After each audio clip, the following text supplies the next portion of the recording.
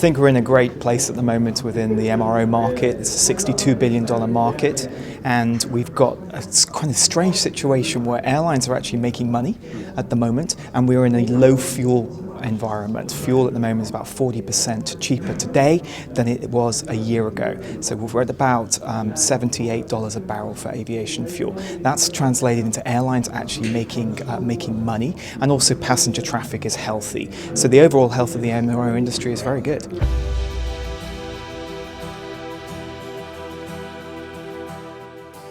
MRO growth is driven by where the fleet is going, and it's a demographics issue. So over the last decade or so, and going forward, we've been delivering a lot of airplanes to growth regions. And by growth regions at ICF, we look at Asia Pacific, China, we look at the Middle East in particular. And so in Europe and in North America, it's much more mature market. So while the actual MRO market sizes are bigger, just because of the existing fleet, the aircraft that we're delivering into growth regions. And so over the next 10 years, you see stronger growth in areas like the Middle East and also in Asia and in China in particular.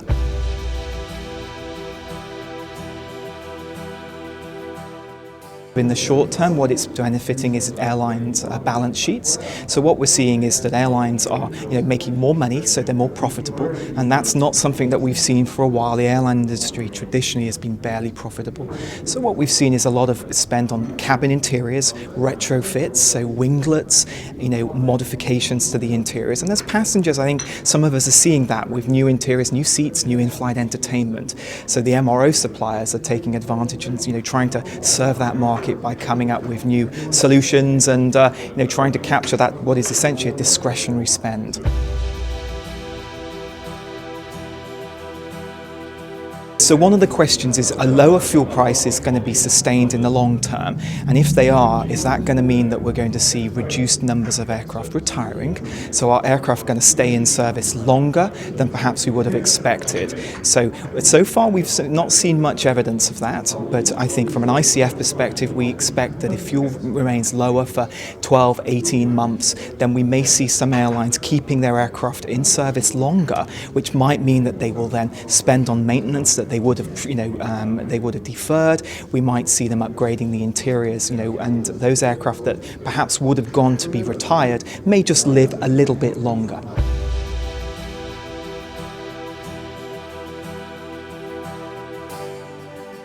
Engine maintenance is very, strongly growing. There's a number of shop visits that are due on key engine platforms, but that market is already, captured a lot of its underflying hour rates with the OEMs or the large integrator MROs. But engine maintenance remains the largest spend in MRO. In terms of other spend that's growing fast, component repair and overhaul, so components such as avionics and also in the areas such as modifications. So we're seeing in terms of cabin retrofits, upgrades, refreshing. And that's also been benefiting from the airlines that have actually been merging. So we've seen in the United States a lot of activity where carriers have been merging their fleet, standardizing their products, and so MROs have been attracted to that items, those items in particular.